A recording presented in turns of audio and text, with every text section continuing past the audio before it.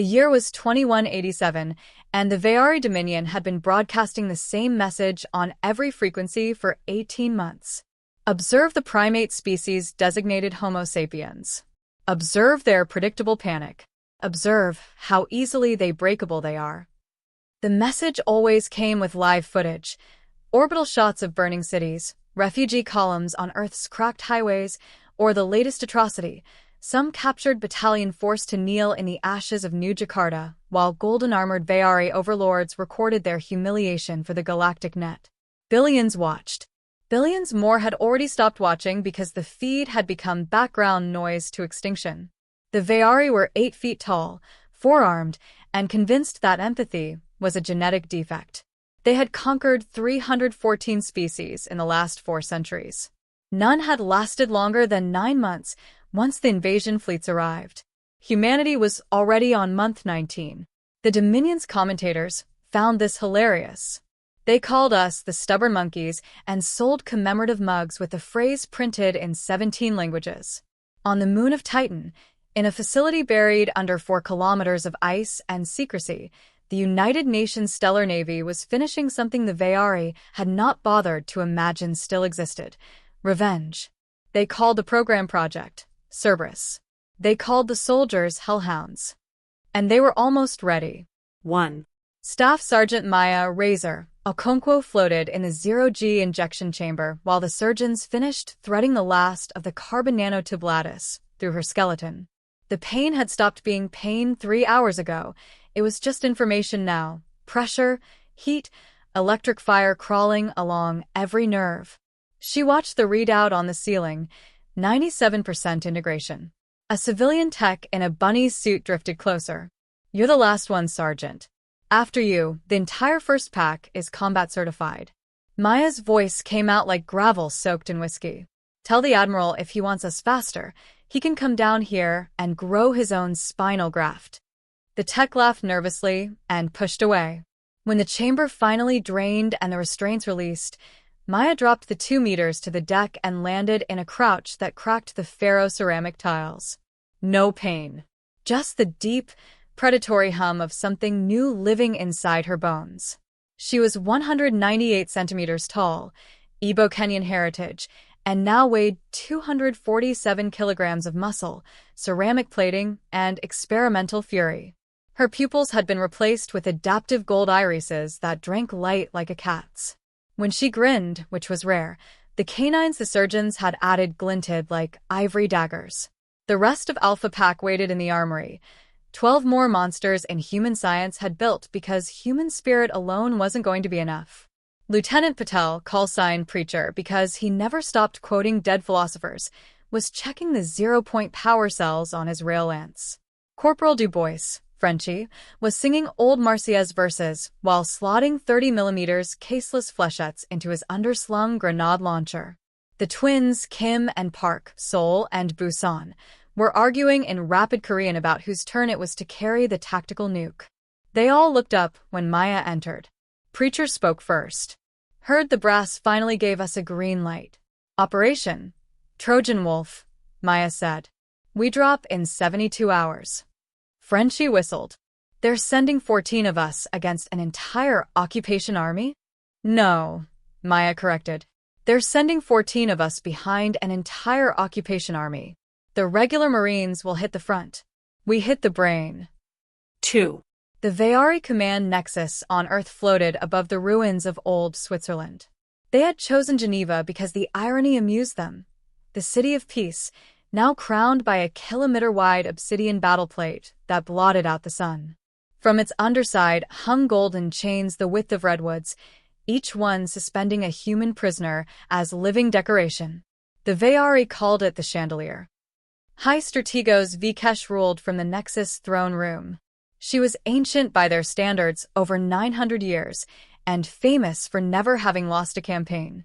Her lower arms rested on the arms of a throne carved from the hull plating of the first human ship she had ever glassed. Her upper arms held a crystal goblet filled with fermented blood plasma from a dozen species. On the hollow wall, the latest mockery broadcast played on loop: human children in a refugee camp fighting over a rat carcass. Vikesh allowed herself a soft, hissing laugh. They still believe resistance changes anything. Adorable. Her aide bowed. Strategos, orbital sensors report an increase in human fleet activity near Luna. Likely another futile counterattack. Let them come, Vikesh said. I have grown bored. Perhaps this time I will descend personally and crush one of their admirals with my own hands. The ratings would be exquisite. She never noticed the 14 objects that burned through the atmosphere at Mach 28, wrapped in stolen Veyari stealth envelopes, riding the fire of a dozen decoy warheads the regular Navy had sacrificed to get them close. 3. They punched through the nexus shields at 2:14 Martian Standard Time. The Hellhounds drop pods were not pods at all. They were autonomous drones with a single marine curled inside a crash womb of shock gel. Each one burrowed through the battleplate's armor like a bullet through flesh, carving a molten tunnel until it reached the inner decks. Maya woke first. Alarms were already screaming, but Veyari voices sounded almost amused. They assumed it was debris. She kicked out of the womb, naked except for the black ceramic skin the surgeons had grafted over everything vital. Her armor was waiting in a collapsed nanoforge packet on her back. It unfolded like obsidian petals and locked around her in 3 seconds. The corridor ahead was golden and pristine. 2 Veyari sentries turned, for arms each rising in perfect synchrony to bring plasma casters to bear. Maya moved faster. The first sentries had simply ceased to exist, vaporized by a hypersonic flechette from her forearm rail. The second managed to fire once. The plasma bolt struck Maya's chest and spattered harmlessly across reactive plating that flashed white-hot and then cooled again before the droplets hit the floor. She closed the distance, grabbed 2 of its arms, and pulled in opposite directions. The sound was wet and final.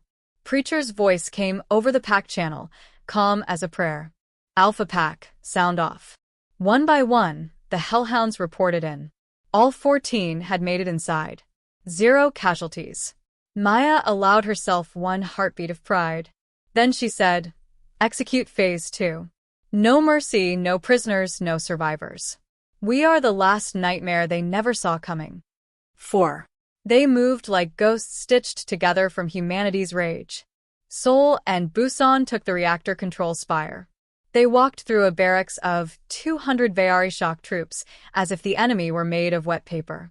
Seoul's monomolecular chains word sang a high, keening note while Busan laid down suppression with a rotary plasma repeater that turned armor to slag. When a Veyari champion charged Seoul with all 4 arms whirling vibroglaves, she simply caught the blades between her fingers, snapped them, and buried her fist in his sternum. She pulled his primary heart out still beating and crushed it like an overripe fruit while staring into his 4 dying eyes. Tell your gods the monkeys learn new tricks. Frenchie and the rest of Bravo's squad hit the propaganda center. They executed every broadcaster on live galactic feed. The last thing the Dominion's trillions of viewers saw was Frenchie's grinning face as he leaned into the camera. Humanity would like a word. Then he fired a thermobaric round into the studio core. Half the nexus vanished in a sphere of white fire. Preacher led the assault on the detention rings. Thousands of human prisoners, soldiers, scientists, children, were chained inside nullgrav bubbles. Veyari overseers whipped them for sport. Preacher walked down the central causeway with his rail lance held like a crucifix. Every time an overseer raised a weapon, Preacher quoted a line of poetry and put a round through the brainpan. Do I dare disturb the universe? Yes. Yes, I fucking do. When the prisoners realized they were being freed by monsters that looked almost human, many wept. 5. Maya saved the throne room for herself. She came alone. The blast doors were 20 meters tall and carved with the history of Veyari conquests. Maya placed a hand against them. Micro-explosives deployed from her palm like spider legs and burrowed, melted, and detonated in perfect sequence. The doors fell inward with a sound like the death knell of empires. High Strategos Vikesh stood waiting, flanked by her 12 honor guards, each a veteran of 100 campaigns. They formed a semicircle of gold and death. Vikesh tilted her head, studying Maya the way a biologist studies an interesting virus. So the primates grew claws. How quaint. Maya's answer was to sprint. The honor guards fired in perfect unison. Plasma, kinetic slugs, gravitic shear blades, everything the Veyari had invented to make war elegant. Maya danced through it. Her armor adapted, kinetic barriers flaring violet, reactive plates shifting like scales. A shear blade carved a furrow across her ribs, the wound sealed before blood could spill. She reached the first guard, tore his lower arms off, and used them as clubs to beat the second guard's skull in. Vikesh watched with clinical fascination. Your species was supposed to be extinct by now. Maya kept killing. 8 guards became 4. 4 became 1. The last guard lunged. Maya caught him by the throat, lifted him overhead, and slammed him down so hard the deck buckled. Then she stepped over the corpse and walked toward the throne. Vikesh finally moved. She was ancient, but age had only refined her into something faster than fast.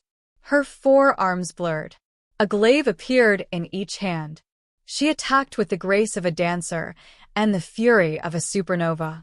Maya took a cut across the face that split helmet and cheek to the bone. She answered with a punch that broke Vikesh's left upper arm at the elbow. Bone shards exploded outward like shrapnel. They fought up the steps of the throne. Blood, human red and Veyari purple, painted the golden surface in swirling patterns. Vikesh managed to drive both lower glaives through Maya's abdomen.